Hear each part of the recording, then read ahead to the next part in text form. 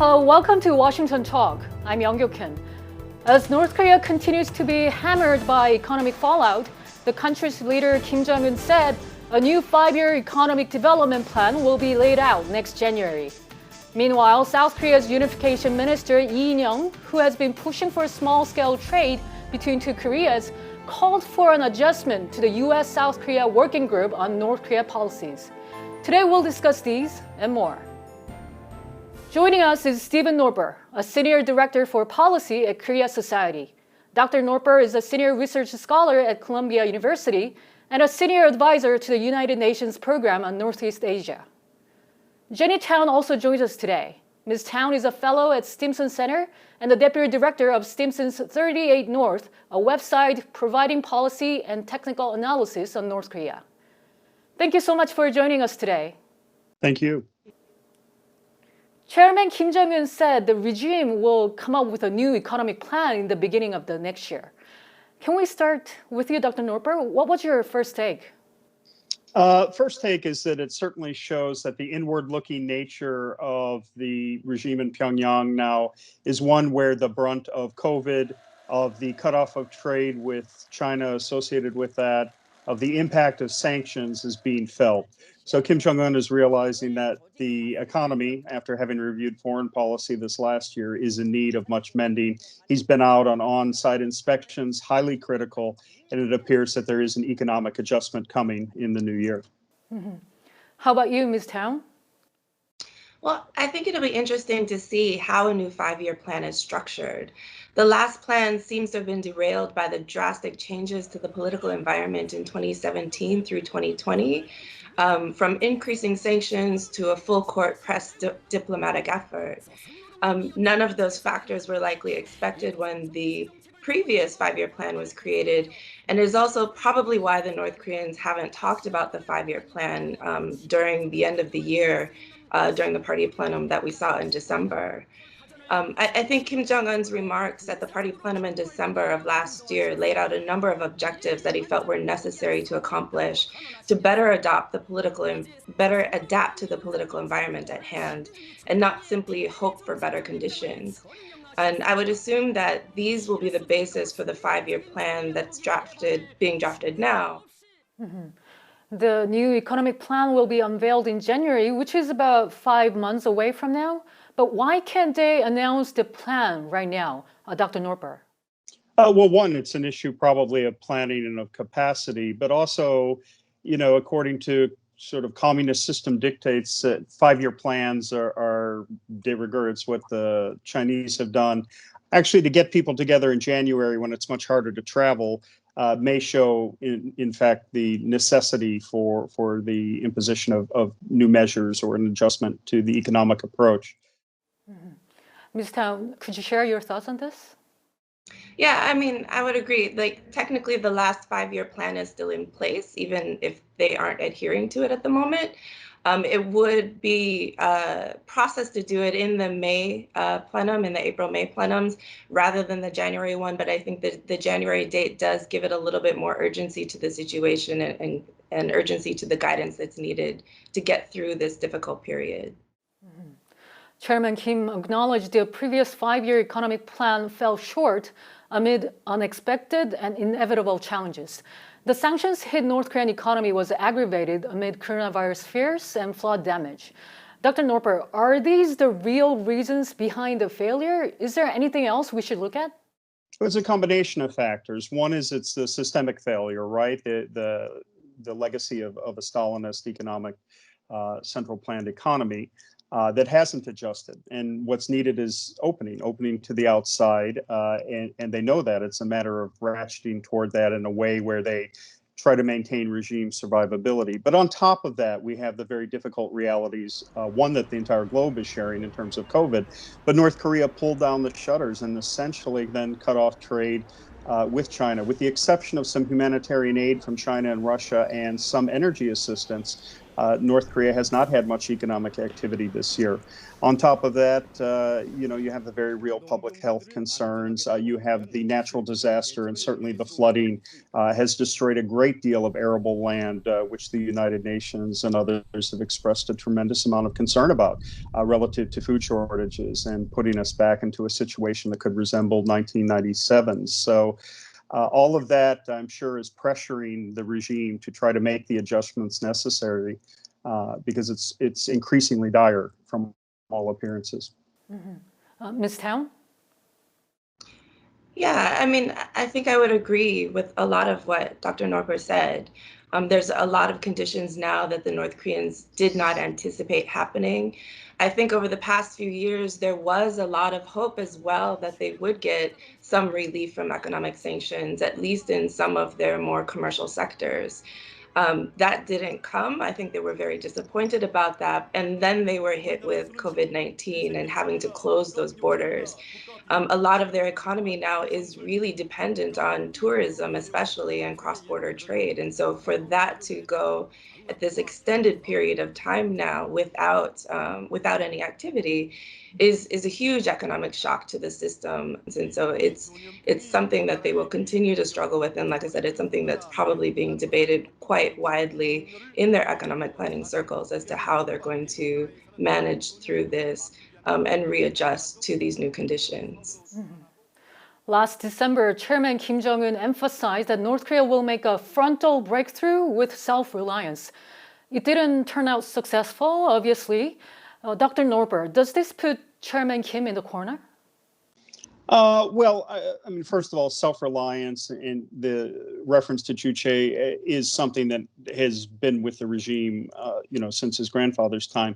As Jenny rightly pointed out, the plenum address was important for a number of reasons. And one of the things he did do was ask the elites to tighten their belts. And so that does imply that there is a certain constriction across the economy now, and that they're taking more serious measures. But that's an expectation. The difficulty is the balancing act for Kim Jong-un, because if there's economic tightening, both for the elites and for the general public and the rising middle class in North Korea, that type of tempering of economic benefits and the denial of an increase in economic activity is something that could threaten the regime, which puts him in a difficult position over time. Mm-hmm. Ms. Town, is Kim Jong-un under a lot of pressure right now? Yeah, I think he is, like all world leaders are, as a lot of the global economies are really struggling right now. I think, as Dr. Noerper pointed out, the idea that Kim Jong-un had already started talking about belt tightening before COVID became a big issue says a lot about where his mindset is, because he spent the first 8-9 years of his rule talking about trying to improve the living conditions and the livelihoods of the people and not having to tighten their belts again. So going back now and trying to change that expectation and bring that expectation back down to something more manageable, given the failures of the diplomatic process to get the kinds of sanctions relief that they would be needed in order to really do a grander opening of the economy. These are all things that will put pressure on Kim Jong-un, that now he has to manage these expectations better, and it's not an easy process. Is it possible for North Korea to improve the economy by being self-reliant?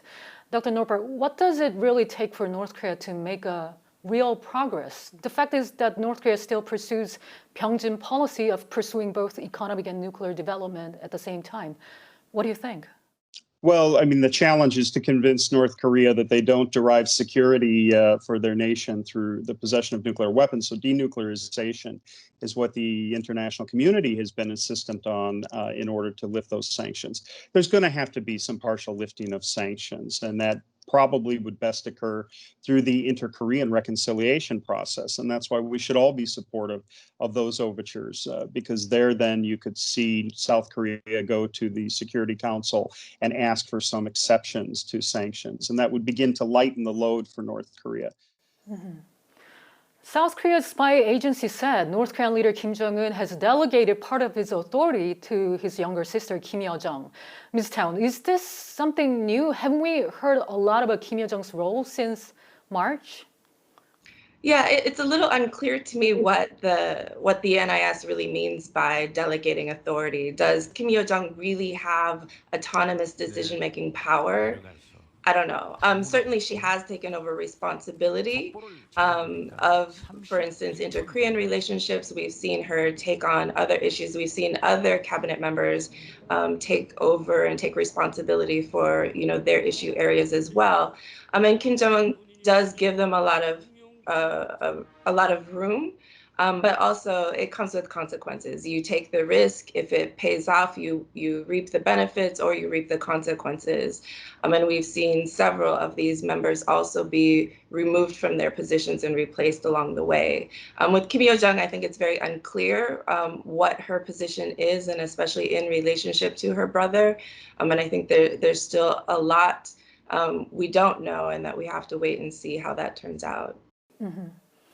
Meanwhile, South Korea's unification minister Lee In-young met with U.S. Ambassador to Seoul, Harry Harris, and said the U.S.-South Korea joint working group on North Korea policies should be adjusted. He even mentioned there is a view that working group is a hindrance to inter-Korea relations. Dr. Noerper, what does he mean by this? Well, I think what he was reflecting was a widely held opinion within the current administration that it's hard to be able to have the alliance with the United States, which they do continue to profess is all important for South Korea's security, but at the same time embark on inter-Korean reconciliation in a way where the Americans are supportive of the effort. And that hasn't been an explicit part of the U.S.-South Korea relationship. It has been a more traditional alliance. So in his call is really the opportunity for the Americans and South Koreans to sit down and adjust, update, invigorate that alliance where it does include more specific support for inter-Korean reconciliation. Ms. Town, what kind of adjustment is Minister Lee seeking for? Well, I think I would disagree a little bit with Dr. Noerper's description of the working group, especially. I think, the U.S. is morally supportive of inter-Korean reconciliation, but the working group itself has really been focused on trying to hammer out issues that deal with sanctions. What kind of cooperation falls under the scope of sanctions? What kind of cooperation would violate sanctions? What kind of cooperation that might have been characterized as violating sanctions might still be allowed. And I think that's what the working group has really been trying to figure out. And I think what the South Koreans are trying to do is get more of a blanket exemption of this type of activity, for instance, around humanitarian assistance, doesn't need the consultation, that it's okay and it can develop on its own, rather than having to talk about every issue in the bilateral working groups, because that's really what they see as holding up the process. As they go consult, the U.S. Will express its concerns about sanctions violations, and it's seen as the U.S. holding the South Koreans back. Whether or not that's practical and whether or not that can actually be executed is a big question, right? And if it was an easy question to answer, they would have done it already. Ambassador Harris responded by saying the working group has served as an efficient mechanism. Dr. Noerper, has he given any hint about the U.S. stance on this? Oh, I think where we see ourselves is a difficult year for U.S.-South Korea relations, certainly over the special measures agreement talks. There has been some drift in the relationship, but at the operational level, it remains close. The coordination mechanisms have improved. The working group has had some efficacy in that sense. And it's a continued challenge. Alliance management is a complicated issue. North Korean leader Kim Jong-un admitted the regime has failed to shore up the economy. Many experts, however, does not expect that North Korea will give up its nuclear program or carry out any reform of the existing structure anytime soon. We'll have to watch what kind of a new plan North Korea will come up with in 5 months. Dr. Noerper and Ms. Town, thank you both very much. I appreciate your time today. Thank you. And that does it for this week's Washington Talk from Voice of America. Please join us again next week for more analysis.